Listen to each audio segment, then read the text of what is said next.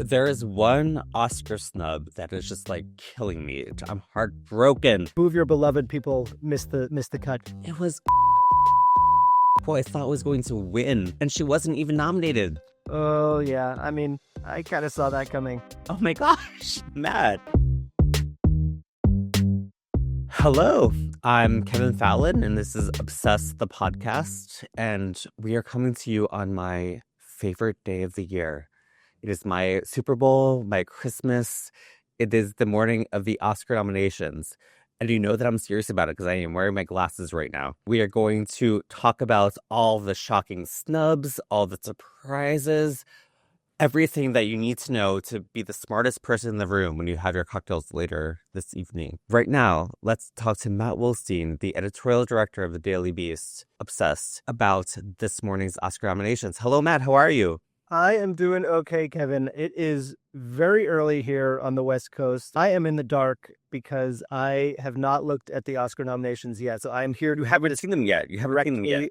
directly from you, Kevin. Oh my God. So I'm excited to find out. I'm dying to know what has happened, and it's been a long road to this point. So I'm very excited to hear. Well, I can't wait to break the news to you. I'm very curious. So there is, in Best Picture especially, one nomination that I think everyone's going to have a field day talking about. It's a crazy one. It should not be in there. Oh my God. What do you think that movie is? Because you haven't seen this yet. Okay. It's either going to be some big budget movie that is like a crowd pleaser, or it's going to be something that nobody has ever heard of and is going to baffle everybody. So do you want to give me that at least, or do I have to guess just based on nothing? I will give you a clue. I'll Okay. give you two words. Vroom, vroom. Oh, I see. I knew it. It's F1. I was hoping F1 was going to get in there. I mean, it's a movie that I was very entertained by.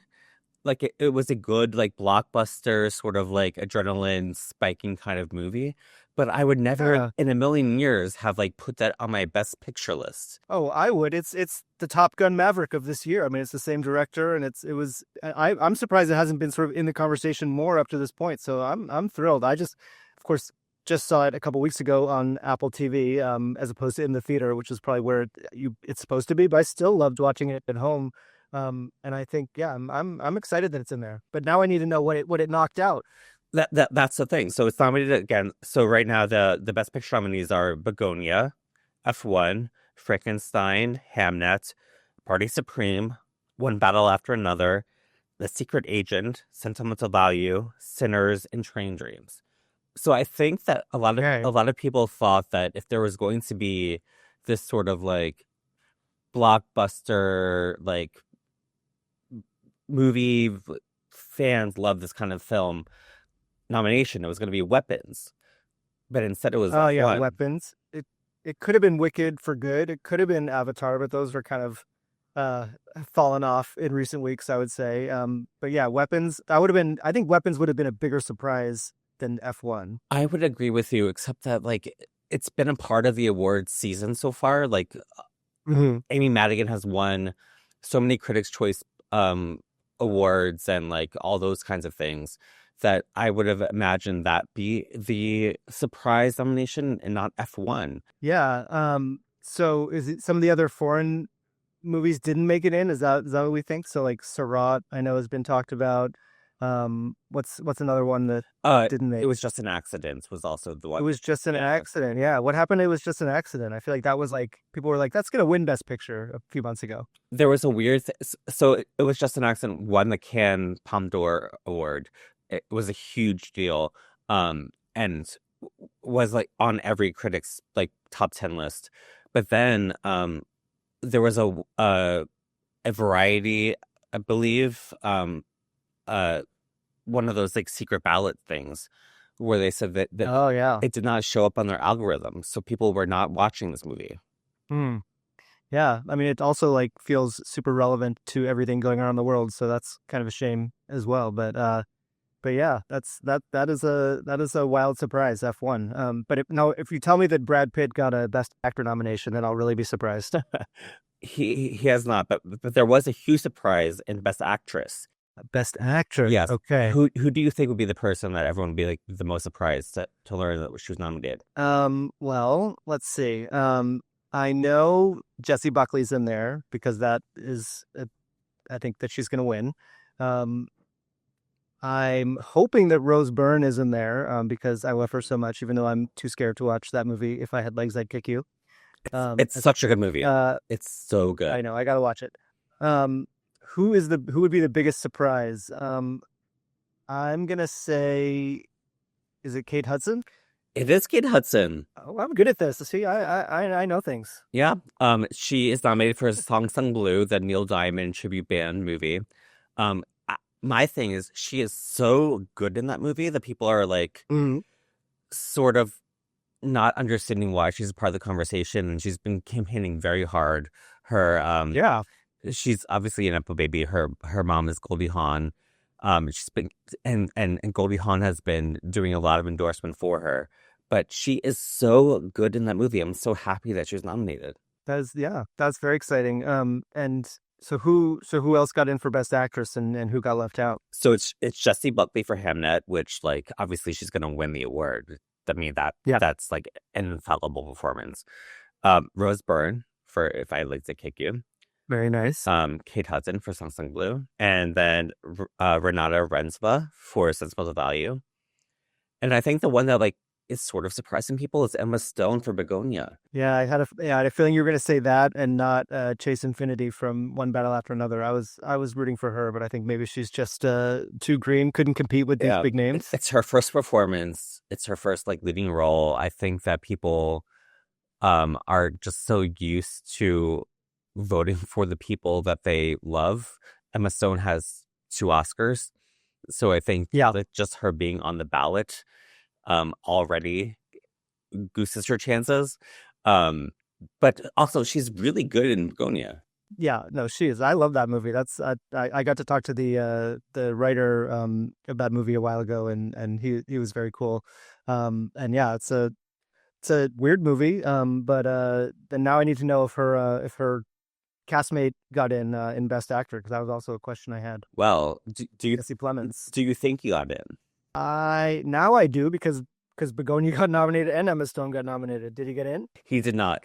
But I will say Begonia has like really overperformed. Like, people didn't think Yeah, this was going to be an Oscar contender. It's directed by Yorgos Lanthimos, who also did Poor Things and yeah, he has a pretty good Oscar track record at this point. right. And I just think that like his resume really spoke for itself because Begonia got way more nominations than anyone thought it was going to get. Yeah, so I want to hear about Best Actor. So Best Actor is the sort of predictor list. Yeah, it says it's the predictable one. Yeah, it's the one that like Okay. has been the same for the Golden Globes, for the SAG Awards. It's the same list. Um, but who do you think will win that category? Because I Well, let's hear the nominations first for people who like me who maybe don't have it in my head. right. So it's Timothy Chalamet for Marty Supreme, Leonardo DiCaprio for One Battle After Another, Ethan Hawke for Blue Moon, which I will Oh, okay. have to say, like I just watched that this weekend. It is such a good movie. Yeah, I'm happy he got in. Michael B. Jordan for Sinners for playing 2 parts, twins. And then Yeah. Wagner Moura for The Secret Agent, which is the one that I was hoping the most would happen. And I think he was on the bubble because it's an international film, and there's always like talk about whether or not the Oscar voters will go for that. But Wagner Moura in The Secret Agent is such a good performance. See, I think he's the dark horse to win, right? It's like everyone thinks Timothy Chalamet is going to win. He's been winning up till this point, but then I think Wagner Moura won at the Golden Globes, and I feel like that's the big upset that could kill Chalamet's chances to get that first Oscar. What do you think? I agree with you. And they were in 2 different categories in the Golden Globes, which is why Right. Yeah. Timothy Chalamet won for Best Comedy, and then Wagner Moura won for Best Drama. But I feel like Club Chalamet will need to be like put in some sort of like protection if Timothy doesn't win for this. Yeah, I think you're right. Yeah, I don't know. I wish that Michael B. Jordan had more of a chance. I'm at least glad that he got in because I was started hearing things like, oh, what if he doesn't get in for Sinners? That's going to be a bad look all around. So I'm at least happy that Michael B. Jordan did get nominated. Yeah. So there is one Oscar snub that is just like killing me. It's like hitting my heart. I'm heartbroken. Can you guess what the snub is? No, I cannot guess. Who of your beloved people missed the cut, Kevin? It was Ariana Grande, who I thought was going to win for Wicked for Good, and she wasn't even nominated. Oh yeah, I mean, I kind of saw that coming. Oh my gosh, Matt. I don't know. If you had told me Yeah, like 3 months ago, I would have thought that she was going to win the award for Wicked. yeah, that is tough. The fact that she was not even nominated is crazy to me. Yeah. Did her song get nominated? No. No. Ooh, Oh, in general, Wicked was like blanked everywhere. Not yeah. so it won the award for costumes last year. It was not nominated this year. Which Oh my God, so like I just feel like Oscar voters really were not in the Wicked. that's tough. They were not defying gravity. Let's just say that. Um, Right. So let's figure out who took her place in Best Supporting Actress. it was Elle Fanning, who Oh wow. everyone when Sensible to Value, which is one of my favorite movies of the year. Sensible to Value is so good. Everyone should watch this. It's so moving. It has like really interesting things to say about movie making in Hollywood. But Elle Fanning was the original person that everyone thought was going to be nominated for the Oscars. Then she fell off the race. And it was her co-star, Inga Stauder Lilius, who was taking all the awards and being nominated for everything. But they're both nominated. Wow. It's big for sentimental value. Literally, I would say like probably my favorite movie of the year. No, I don't know if it would go that high for me, but I did like that movie a lot, and yeah, and then that was another one that for a while was like, ooh, maybe this is falling off and is not going to get the recognition, but it sounds like it did. So I assume Tiana Taylor's in there for One Battle After Another. Amy Madigan for Weapons. She is, yes. That's a big one too. So who do you think is the fifth nominee for this? Ooh, I don't think it's your beloved Gwyneth Paltrow. I know, but that would be cool. I don't understand why Hollywood did not treat her with the same reverence that I have. Like she came back to movies. She gave an amazing performance in Murder Supreme. I don't understand why this has not been her like Oscar comeback story. And is it Odessa Azion from Marty Supreme? No, that's who I thought was going to be the surprise. So instead, the surprise was Elle Fanning. I thought it was going to be Odessa. Okay, so who's the fifth one? Sinners, Wunmi Masako. Oh yeah, no, she was fantastic. That's a very cool nomination too. Yeah, no, I'm excited about that. Yeah. So who's gonna win this one now? I feel like now I'm confused. I feel like we were just talking about like how surprising it was that Inga Ipstadter Lilius has become like this Oscar darling. Yeah, I think she might win because she has like the scenes that like are like what we consider like an Oscar reel. That's her. mm-hmm. Yeah, it's such a subtle performance though. It's like thinking about her versus Tiana Taylor is kind of hilarious. Like in terms of what they're doing in those two movies, like it could not be more different. I think Tiana Taylor did a great service for herself by giving such a great speech at the Golden Globes. Mm-hmm. The Golden Globes and the Oscar voters have no overlap. Like for people who like don't know, there's literally no overlap at all between those voting groups. So one is not a precursor for the other than the fact that like it is a chance for an actor who wins to audition their speech for the Oscar voters. So I think Tiana doing such a great speech at the Golden Globes will help her chances. All right, I know we have one category left. The least important category of the show. Best Supporting Actor. No, just kidding. Yes, we don't endorse straight men in this podcast. But actually this is a very interesting category because the Oscars are traditionally not hospitable to young, hot actors, hunks, I would say. Ooh, interesting. But one of those guys has made it in. Just one. One has, yes. Who do you think it is? Okay, because I feel like there could be two. It could be Jacob Elordi or Paul Mescal, but they did not. I'm getting from you that they both did not make it in. They did not. Only one did. Ooh, well, Jacob Elordi won something, Critics' Choice, The Critics' Choice but Award, I yeah. think it's got to be. I think it's got to be Paul Mescal for Hamnet got in. Am I right? So, Paul Mescal has been the big snubs of the day. Oh, oh man, that's tough. Yeah, I can't imagine what it's like to spend the better part of a year basically assuming you're going to be nominated for an Oscar and Yeah. then on this morning not get it. That has to be like such a Okay. blow. Okay.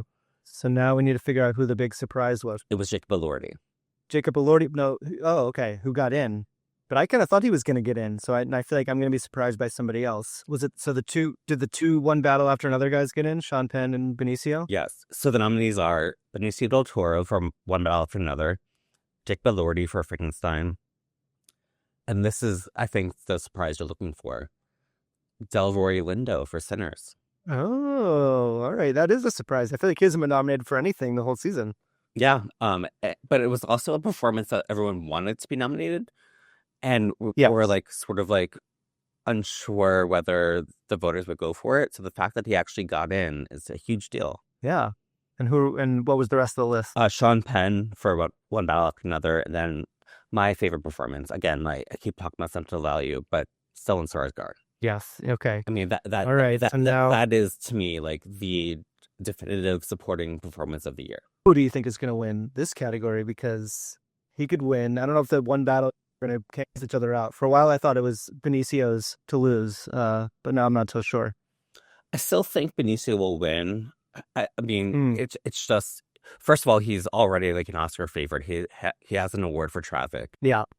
But it's also such like a crowd pleasing performance in like the basically the only movie that everyone has watched. Yeah. It's like the most charming character of the year. Yeah. Has a good shot. So I think that he'll win for that. If I was voting, I would vote for Stellan, just because, again, I just love that movie so much. Well, I would say without having seen any of the other nominations across the show, I'd say it's a good showing for Sinners. Huge showing for Sinners. And at a time where people were concerned that the Oscars were just like too unpopulous, like they're not obscure. Yeah.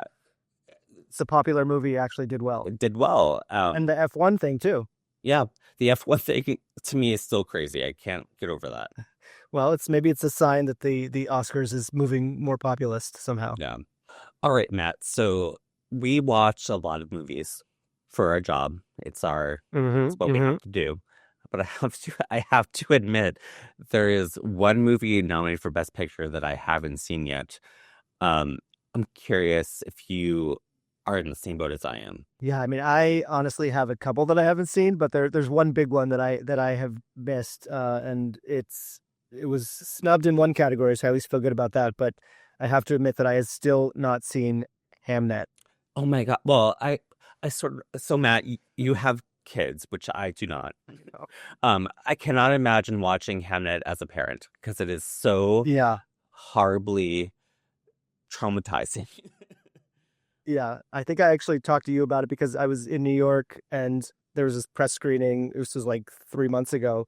And I was like, should I go see Hamnet tonight? And you were like, yes, but... And you kind of gave me a little warning. So I did skip it that night and went to Marty Supreme instead, which I don't regret, but I still need to see Hamnet. Yeah, it's an excellent movie. I definitely want you to watch it. I want you to watch it in a safe space where you have time to grieve and to cry. Yeah. It's especially for a parent, it's a hard watch.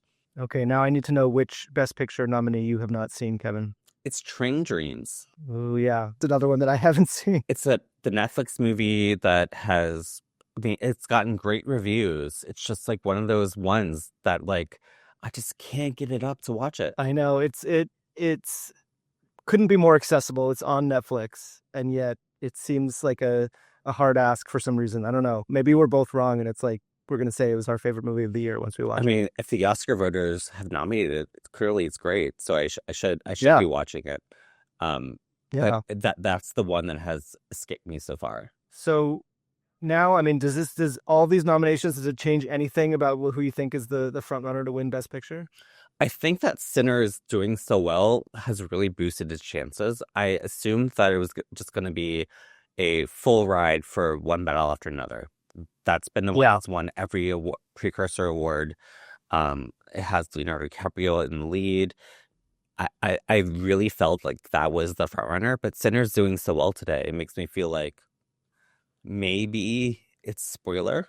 What do you think? That's exciting. Well, I'm more interested in a battle between one battle after another and Sinners than with Hamnet, which was the other one that I feel like people were like, ooh, maybe Hamnet's going to win Best Picture. But Paul Mescal getting snubbed sort of makes me think that's no longer on the table.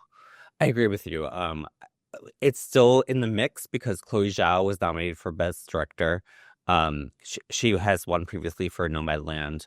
I think that it's still sort of in the conversation, but the fact that Paul Mescal was not nominated actually makes it feel like it's further down the list. I have one other question for you, which I'm hoping you can answer for me, because I have not seen the nominations. I had not seen this movie until first the Golden Globes, when Julia Roberts made an impassioned speech, and then your Substack where you talked about it. But I just watched Sorry Baby a couple nights ago, and I'm very curious to know whether it made it in the screenplay category.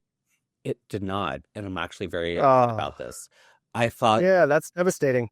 The screenplay category is the one that it had the most chance of being nominated in. Yeah, I also thought, like, based on Julia's very, very energetic and impassioned endorsement, that it would have maybe been a contender for Best Picture and for Best Actress. Yeah, that would have been a fun surprise, but no, it didn't. It got blanked. Yeah, that's tough. Well, it's still a great movie. Yeah, I endorse this completely. I want everyone to watch this.